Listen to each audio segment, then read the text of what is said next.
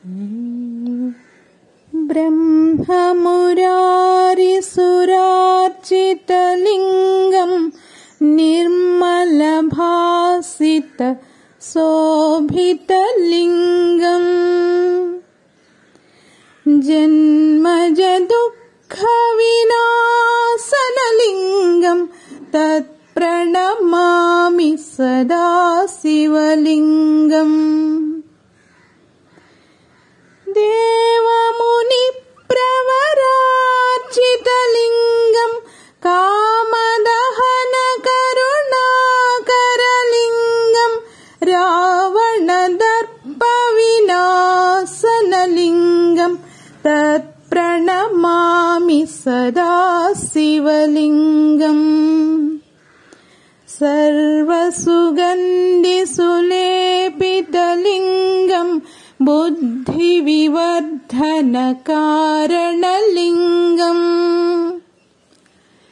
सिद्धसुरासुरवन्दितलिङ्गं तत्प्रणमामि सदा शिवलिङ्गम् कनकमहामणिभूषितलिङ्गं पणिपरिवेष्टितशोभितलिङ्गं दक्षसुयज्ञविनाशनलिङ्गं तत्प्रणमामि सदा शिवलिङ्गम् कुङ्कुमचन्दनशोभितलिङ्गं पङ्कजहारसु शोभितलिङ्गम्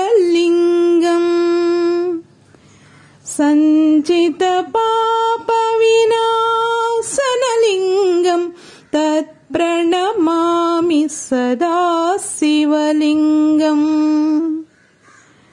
देवगणार्चितसेवितलिङ्गं भावैर्भक्तिभिरेव च लिङ्गं दिनकरकोटिप्रभाकरलिङ्गं तत्प्रणमामि सदा शिवलिङ्गम् अष्टदलोपरिवेष्टितलिङ्गं सर्वसमुद्भवकारणलिङ्गम् अष्टदरिद्रविनाशनलिङ्गं तत्प्रणमामि सदा शिवलिङ्गम्